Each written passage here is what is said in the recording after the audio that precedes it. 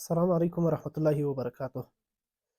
محترمو مسلمانانو وروڼو، د امیر المؤمنین حفظه الله ورعاه د هغه یو نوی فرمان، یو جزایی فرمان صادر شوی دی، چې تقریبا د 1440 کال د اوومې میاشتې په 15 تاریخ باندې توشیح شوی او صادر شوی دی.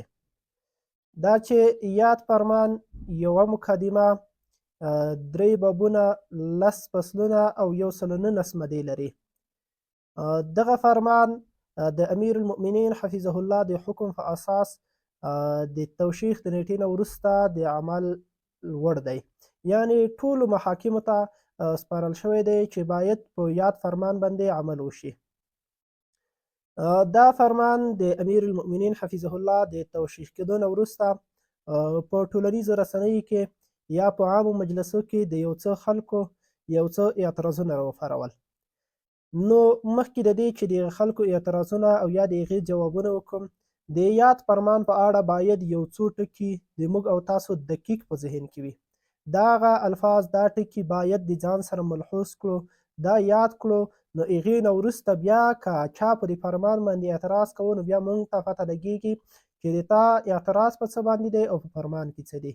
آیا د تا اعتراض په ځای دی او که بې ځایه دی؟ نو دغه یو څو ټکي ته باید د موږ او تاسو فکر وي. لومړی دا چې دا فرمان چې دی جزایي فرمان دی. جزا د یو ګناه، د یو فعل، د یو کار سزا ته ویلی کېږي. نو جزا او سزا د فعل چې ده هغه په دوه قسمه ده، چې یوې ته یې حدود ویلی کېږي، بلې ته یې تعزیر ویلی کېږي. حدود هغه سزا ته ویلی کېږي چې د هغې لپاره په قرآن او په احادیثو کې یوه ملیمه اندازه، یو ملیم حد ټاکلی شوی دی، لکه مثلا حد زنا، یا دغه رقم قصاص، یا سراقه او یا نور حدود چې په قرآن او په احادیثو کې موږ او تاسو ته ذکر دي. دویم چې د جزا هغه تعزیري جزا ده. تعزیر هغه جزا ته ویلی کېږي چې د هغې په قرآن او په احادیثو کې یو ملیم حد نه دی ټاکل شوی، خو لیکن داسې یوه ګناه ده چې په قرآن او په احادیثو کې د هغې نه منع شوې ده. اوس یو کس رجیږي، هغه ګناه کې د هغې ګناه ارتکاب کې، نو د وخت د امیر، د وخت د قاضي لخوا ده ته سزا ورکول کېږي. نو دغه سزا چې ده دې ته تعزیر ویلی کېږي. نو دغلته هم یو ټکي ته باید فکر وي چې یاد فرمان د امیر المؤمنین جزایي دی او په جزایي کې تعزیري دی. حدود نشته پکې. تعزیر خو ښودل شوی دی چې چاته په فلانۍ ګناه څومره تعزیر ورکړی شي، څومره سزا ورکړی شي. نو دا تعزیري حکم دی، د الله او د رسول د طرفه چې کوم حدود ښودلی شوي د هغې په باره کې نه دی. دا یو ټکی باید د ځان سره ملحوظ کړو. دویم دا چې یاد فرمان چې دی د فقه د معتبرو کتابونو نه، د احادیثو نه، د قرآن د آیاتونو نه دا راخیستل شوی دی. د افغانستان د مرکزي دارالافتاء د ټولو مفتیانو د علماو لخوا کتل شوی، د هغې نه تایید شوی دی او د هغې نه وروسته بیا توشیح شوی دی. لیکن په دغه فرمان کې یوه خبره چې خلکو ډېر اعتراضونه ورباندې کړي دي، نو هغه دا ده چې د دې فرمان 9مه ماده کې امیر المؤمنین حفظه الله یوه خبره لیکلې ده. 9مه ماده د دې فرمان داسې ده: د جنیف اعتبار سره تعزیر لاندې مرتبې لري. د علماو لوړ رتبه خلکو تعزیر، د اشرافو لکه قبایلو مشران، قومي مشران د دغه تعزیر، د متوسطو خلکو تعزیر او د ادنا ټیټ رتبه خلکو تعزیر. نو دغه یو ځای کې خلکو یوه غوغا جوړه کړې ده، په ټولنیزو رسنیو او په میډیا کې خلکو یو شور جوړ کړی دی چې دا تعزیر دغه څه رقم تقسیم شوی دی. نو یوه خبره خو مخکې ما وویل چې باید دې ته فکر وي چې دا تعزیر دی، او تعزیر هغه سزا ته ویلی کېږي چې د فقه ټول کتابونه وایي او د قرآن او د احادیثو نه دا ثابت دی چې تعزیر مفوض دی د وخت قاضي ته، د وخت امیر ته مفوض دی چې هغه چاته څومره تعزیر خوښ کړو هغه کولی شي چې دومره تعزیر ورکړي. حتی یو پلار خپل بچي ته تعزیر ورکولی شي، یو مشر ورور کشر ورور ته تعزیر ورکولی شي، یو استاد خپل شاګرد ته تعزیر ورکولی شي. نو دغه ځای کې چې دغه تعزیر تقسیم شوی دی، نو خلکو یو غوغا جوړه کړې ده چې خلکو کې اوس د امارت مشرانو ته او علماو ته به تعزیر کم وي، بس عامو خلکو ته به تعزیر ډیر وي. نو دا یو غوغا یې جوړه کړې چې دا خو دوی وایي چې په قرآن یا په احادیث یا په دین کې یو نوی شی دی. نو تعزیر امیر ته مفوض دی، هغه کړی شي چې تعزیر کم کړي او زیات کړي. او په قرآن او په احادیثو کې د حدودو ثبوت شته چې الله زیات کړي کم کړي دي. نبی علیه الصلاة والسلام بیانو ته الله فرمایي یا نساء النبي په دې آیات کې سورت احزاب کې ورته فرمایي که چیرې کې تاسو په فحشو باندې رتګ وکړو نو تاسو ته به 2 چنده عذاب وي. او دغه رقم د مینځ په باره کې فرمایي فلها نصف ما علی المحصنات، نو مینځ ته بیا نیمه هغه سزا ده چې هغه اصیلې ته ده. نو دا خو په قرآن او په حدیثو کې عقوبات تقسیم شوي دي، په قرآن کې خپله تقسیم شوي دي، خو لیکن هغه حدود دي، هغه الله او رسول ته مفوض دي. اما تعزیر امیر د وخت مفوض شو، نو چې ده ته مفوض شو دی که زیاته کړي او که کم ته کړي. اما امیر المؤمنین حفظه الله چې په د 4 مرتبې باندې ویشلي دي، په دې کې څه وایي؟ په همدغه 9 ماده کې وایي چې د علماو تعزیر چې دی هغه د قاضي د خوا به دوی ته حال ورلیږل کېږي چې ته دغسې کار دې کړی دی، زه خبر شوی یم چې دغسې کار دې کړی دی، نو ده ته به حال ورکولی کېږي. لکه مثلا نن سبا ټلیفون یا زنګ ورته وکړې. دغه رقم قومي مشران، د قبایل مشران چې دي، محور خلک چې دي، تجاران، هغوی بیا حال ورلیږل کېږي او محکمې ته به راغوښتل کېږي. محکمه کې به دوی ته وایي چې دغه کار دی غلط دی، دا کار دی داسې کړی دی. او متوسط خلک چې دي د دې نه ټیټ، هغه به راغوښتل کېږي او حبس به ورکول کېږي، بند به ورکول کېږي. اما ټیټ رتبه خلک چې دي هغې ته به هغه به هم راغوښتل کېږي، هم به حبس ورکول کېږي او هم به دوی ته وهل ورکول کېږي. نو په دې ځای باندې د خلکو اعتراض پیدا شوی چې دا به په کوم کتاب کې ثبوت لري او که نه. اول د دې ثبوت چې دی تقریبا د فقه 9 او 10 فتوې د موږ د احنافو 10 فتوې دا نقل کړي دي چې دا بالکل شته. خو لیکن یوه خبره دا باید په یاد ولرو، د ما دا خبرې هغه خلک ته دي څوک چې د موږ سره یو الله مني، رسول الله رسره مني، فقه حنفي رسره مني. که څوک الله نه رسره مني هغوی ته د موږ خبره نه ده متوجه. که څوک د موږ سره رسول الله نه مني د هغې ته هم د موږ خبره نه ده متوجه. او که فقه حنفي څوک نه رسره مني هغوی ته هم د موږ خبره نه ده متوجه. که د موږ په خبره باندې د موږ په کار باندې چا نیوکه کړه نو د الله په اوامرو، د رسول الله صلی الله علیه وسلم په هغه فرامینو، د هغه په حدیثو او د فقه حنفي په کتاب په موږ باندې اعتراض کوي.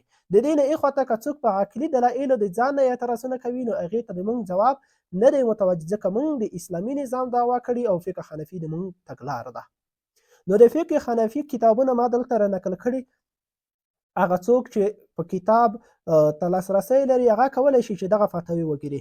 فتوی هندیه هغه په 2م جلد کې 180 صفحه کې، فتح القدیر په 5م جلد کې هغه په 345 صفحه کې، نهر الفائق هغه په 3م جلد کې 116 صفحه کې، رد المختار هغه په 4م جلد کې په 61 صفحه کې، بدائع الصنائع هغه د 1م جلد په 44 صفحه کې، رد المختار هغه در الحکم هغه په 2م جلد په 51 صفحه کې، مجمع الانهور هغه د اول جلد په 609 صفحه کې، البنایه شرح الهدایه هغه په 4م جلد 390 صفحه کې، تبیین الحقائق هغه په 3م جلد او په 208 صفحه کې، او دغه رقم مرکات المفاتيح شرح د مشکات المصابيح هغه په 4م جلد 2343 صفحه کې.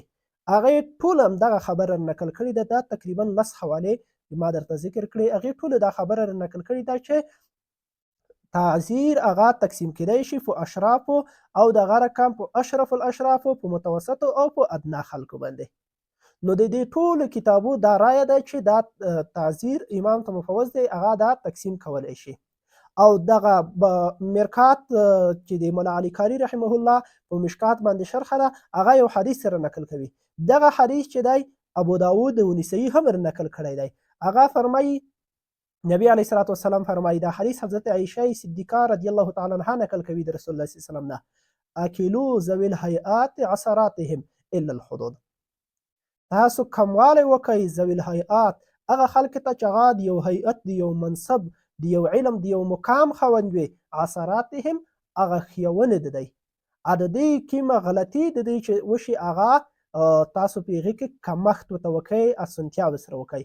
نو غلطي خو په نعوذ بالله زنا او غلا او قتل هغه هم په غلطۍ کې رسي.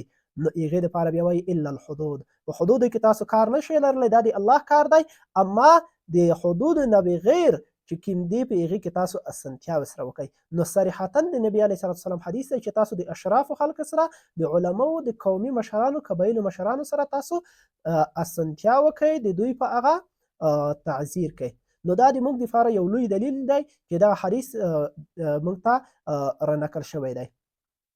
نو دغه لس فتوې او دغه حدیث ابو داود او نسایي مې نقل کړی. د دې ټولو نه موږ ته دا معلومیږي چې یو امیر، یو قاضي د وخت هغه کولی شي چې یو چاته هغه تعذیر اسانه کړي، یو چاته یې زیات کړي.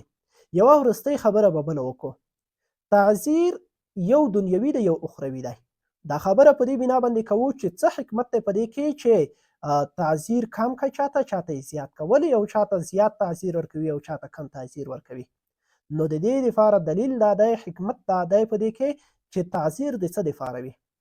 تعذیر د یو چا د رټنې، د یو چا د ذلت کولو لپاره نه وي، د یو چا د ګناه د معاف کولو لپاره نه دی، چې دی د دې لپاره دی چې ته تعذیر ورکړې، د عالم ګناه هغه په خبره باندې ختمیږي او د عامو خلکو په وهلو باندې ختمیږي. نه، په دې ګناه نه ختمیږي. تعذیر چې دی هغه د اصلاح دپاره وي.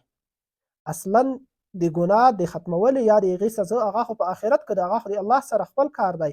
هغې کې بیا عالم عامي هېڅوک نه دی خلاص. حتی د علماو زیات عذاب نقل شوی دی د عوامو نه. دغه رقم په حدودو کې د علماو د ښې خلکو هغه زیات عذاب نقل شوی دی د هغه عوامو نه. په حدودو کې عمر رضی الله تعالی عنه په ځینو صحابو ته زیات عذاب ورکړو، زیاته سزا به یې ورکوله په یوه ګناه باندې، او ځینو ته به یې کمه ورکوله. نو دا د تعذیر تقسیم دی. حدود خو معلوم دي، اما د تعذیر په باره کې حکمت دا دی چې ځکه تقسیم شوي دي تعذیر اشراف او غیر اشراف ته، ځکه د تعذیر نه اصل کې مقصود چې دی هغه اصلاح وي، په دنیا کې د یو چا اصلاح وي. نو اوس به موږ تاسو راشو چې اصلاح د چا په څه شي باندې کیږي. نو دلته چې تقسیم شوی دی د تعذیر د دې لپاره چې تعذیر دپاره د اصلاح وي، نو امیر المؤمنین فرمایي د چا چې په څومره څه اصلاح کیږي دغومره تعذیر د ورکړی شي. نو موږ چې وکتو د چا په څومره څه اصلاح کړو. یو عالم د قوم، یو مشر د قوم، هغه که یو کار وکړي، د یو قاضي هغه ته تلیفون وکړي یا حال ور ولېږي چې دا کار دې کړی بیا یې مه کوه، هغه به توبې کښي، هغه به وایي چې ادورې دا ورنه شوی دی، بیا به زه داسې کار نه کوم چې ادورې مې چاته ونه شرموئ، بندي مې نه کوي، ودې نه وهلم، بیا خو به داسې کار نه کومه. اما یو څوک چې دی هغه په یوه خبره باندې دومره اصلاح کیږي، اما یو څوک هغه بیا یو چرسي او فډري سړی دی، هغې ته که حال ور ولګي نو هغه بله ورځ لګیا وي، اوهو ولسوالۍ نه تلیفون راکړی و، مو په تلیفون دروي، زه به دا کار په تلیفون پر کوم، بله ورځ بیا هغه کار باندې لګیا وي. هر چېرته چې موقع ورته برابره شي بس هغه ګناه ترسره کوي. نو د هغې اصلاح په صرف خبرداري باندې نه کیږي، نو د هغې اصلاح په هغه په بند باندې، په وهلو باندې کیږي. اما د یو عالم، د یو قومي مشر اصلاح هغه په یوه خبره باندې، په یو رغښتلو باندې هم کیږي. نو ځکه تعذیر دوی ته تقسیم شوی دی. السلام علیکم ورحمة الله وبرکاته.